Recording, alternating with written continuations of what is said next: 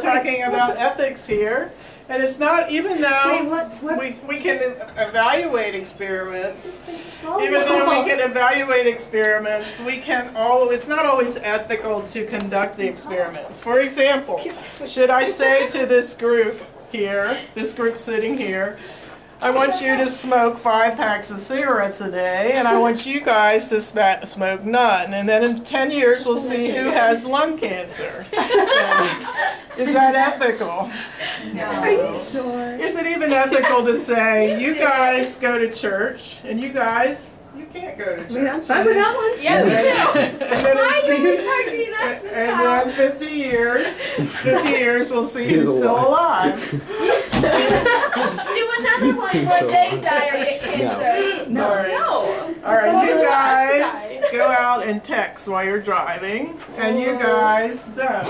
And we'll see. Guys, just don't drive that. So you can see. Okay, wait. Can we just pause for like 1 second? No. Wait, So, you know. all right, so here we have a chart that would basically fail us because it says we have to have an experiment to make this cause and effect and generalization. So that's what we're going to talk about today. Sometimes we can build a really strong case. This is going to shock you, so listen closely. Sometimes we can build a very strong case without an experiment. So I know that kind of goes against the grain, and the one that we've really done that with is lung cancer and cigarette smoking. If we could ever make a cause and effect statement without experiment, this is probably where it would happen. So I wanted to show you what we look for when we can't do an experiment because of ethical reasons. Here's what we look for so we can generalize the cause and effect. So I will write this down. Let me, no tissues, erasers. I have tissues. Yeah, but those aren't the right ones. They're But I can so throw them. basic. They're You not have the right good. You have ones. good hand-eye coordination. Alright, We can catch them. I'm fine. Alright, here's what we're going to look for. We're going to say cause and effect. Don't tell me anything else. Cause and effect without experiment. Without experiment. It's important. You have all of them. Alright, first thing we look for is a very strong association. So, is there a strong association between cigarette smoking and lung cancer? There's a very strong. So if you were doing a plot of all those, you did a graph, you would see that the line is very linear. So it's a strong association between the two variables. For example, we're talking about cigarette smoking and lung cancer, unfortunately.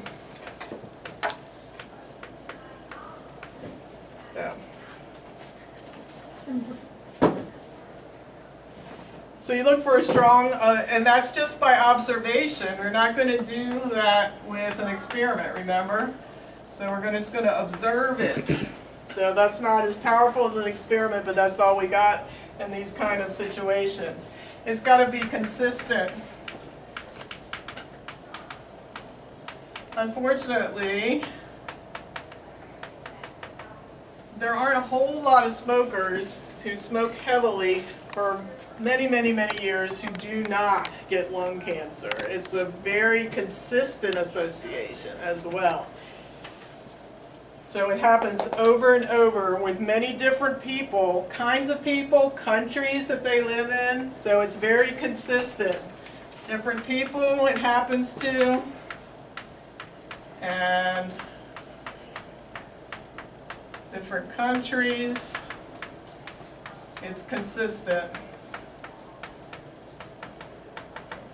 And the big example, again, is cigarette smoking, lung cancer. No matter what country or what ethnic group, it still happens. The more the explanatory variable, the more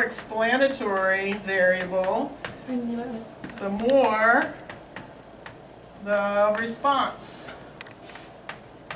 variable. So in this case, the more smoking, the more lung cancer.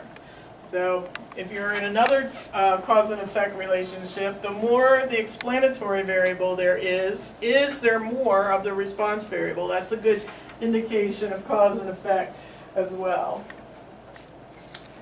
Does the explanatory variable precedes response variable?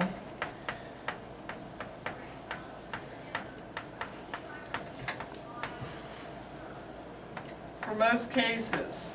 So, in other words, the smoking precedes lung cancer. There's not a whole lot of cases of lung cancer where there isn't smoking, although I do know of one, and perhaps you do as well. So it's not unheard of. And usually that person has had secondhand smoke, so it's in a sense related. So the explanatory variable in this case, the smoking precedes the response variable. So if there is no explanatory variable, no smoking, there is very little lung cancer. And the fifth one, which I ran out of room, I'll stick it over here, is it plausible? And plausible means, can you find it in other situations? And this may be an ethical problem as well, but can you take animals like rats and give them tar and nicotine, and will they get lung cancer? Guess what the answer is? Yeah. They do. So is it plausible? So can you find it again in a setting that's similar? In a setting that's similar, do you find it? So you can't get, we haven't been able to teach the rats to smoke, so. All right, let's turn to page 265. Page 265. It'd be like Ratatouille, but with like smoking. All right, you tell me whether you think these are ethical or not on page 265. You can read along or you can listen to the reader. A promising new drug, I'm in the middle there where the first dot is. A promising new drug has been developed for treating cancer in humans. Before giving the drug to human subjects, researchers want to administer the drug to animals to see if there are potentially serious side effects. So what do you say?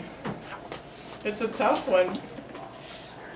You know, people, we all do, who suffer from cancer, and if that could help them, would it not be worth the animals' lives? But you may not feel the same way as I do. You see how ethics is not black and white, it's very gray. What are you thinking? Elena, you have a soft heart for animals. What do you think?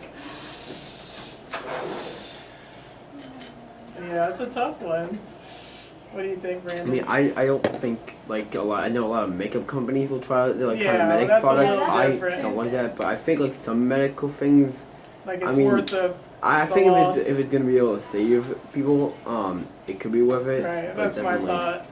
If there's another way, yes. Yeah, But definitely. if there isn't, you know, sad but true. We live in a fallen world, so yes.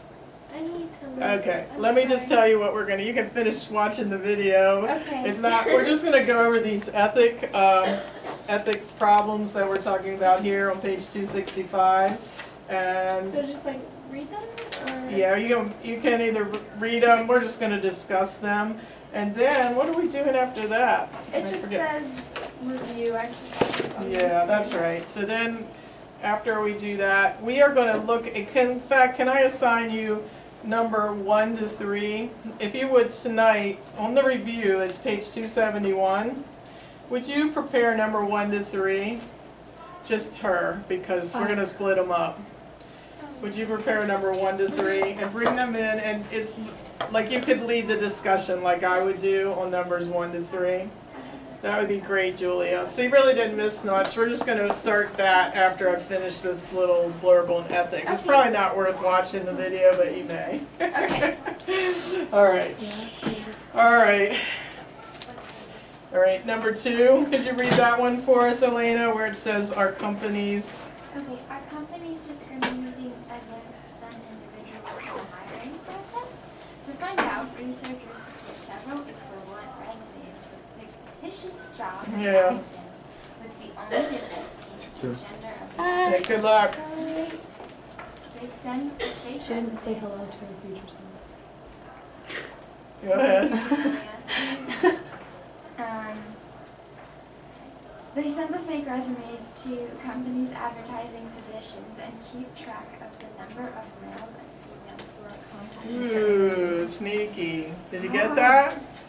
They're trying to study whether there's female discrimination, so they make up some resumes and send them out as if they're real people and just see who gets called back for an interview. How many males and females. Oh, that would be so sad because people who actually apply I just not know. get Yeah, it. And the I people know. who aren't actually people. Well, could've once get it. if they don't like answer their calls, then they'll call someone else. Or they'll say, Or they'll no say- thanks, I already found a job or something. Right. Alright, well, other than that, other the inconvenience to the real applicants, is it ethical to lie like that? It's kind of, I want to kind of know the results, so. Alright, so again, it's not easy. I mean, My daughter, who works in IT, she's like a manager, and then she has a manager, and they have a manager, and so it goes. So they test them every once in a while without them knowing. They're not supposed to open emails that aren't, they don't know where they're coming from, because it can blow up the whole system. And since she works for Erickson retirement homes, it's like old people with their drugs and their doctor's appointments and their medications and all this, their life is on the computer.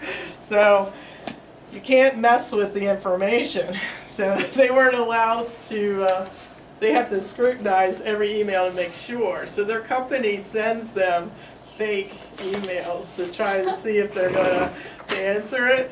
So my daughter and her boss, her boss, were on a trip to Seattle for work, and their guard was down. And they get an email, and it said, oh, there's a company Halloween party coming up at the end of the week, and just to make note, we're not allowing, any question, what do they call it? Promiscuous? No, what was it? Inappropriate. We're not allowing, remember, to avoid inappropriate costumes. And then it says, click on this link if you want to know what we mean by inappropriate costumes. And so her boss says, click on it, I want to see what it is, click on it. So she's in the middle of this meeting and she clicks on it, and it was like, we got you. And she said not only did she click on it, what's embarrassing, but she's looking, and they know that she wanted to see the inappropriate costumes. but it was her boss. I know. that told Yeah. them to, So like, Yeah, but Oh her my boss God. didn't know either. It was coming down from above, so it was that reminded me of this one. But I mean, you'd want to know what kind of costumes would be considered bad for you to wear. She was embarrassed. I would be super embarrassed. Oh, well. And they started laughing, and they're right in the middle of this seminar with all these other IT people from all over the country, and they're just laughing their heads off. Because everything seems funnier when you're not supposed to laugh. All right, reading on. In a medical study of a new drug, Bailey, pick up there. In a medical study of a new drug for migraine sufferers, volunteer subjects are randomly assigned to 2 groups. Members of the first group are given a placebo pill. Subjects in the second group are given the new drug. None of the subjects know whether they are taking a placebo or the active drug. Neither do any of the physicians who are interacting with the Everyone is subjects. blind. Oh my Nobody goodness. knows anything. Horrible. All right, so. All right. they're So- volunteering. Yeah, I know. But I guess it's saying people who are going to them with migraine suffering, and they're not getting any possible help. That'd be so sad. So, I don't know. That one doesn't seem so bad to me. What about you? We'll say Oh, approved. well, yeah, if they're volunteering, I think it's fine. Like, Kind Yeah. They're of. I mean, volunteering by coming to the place, unless they Yeah, I have to think say, so. "I'll Unless volunteer maybe to they take a don't placebo." know. What if I they think- don't know that they could possibly be getting a placebo? That's not right. I mean, if they're Well, yeah. paying. If they're paying money,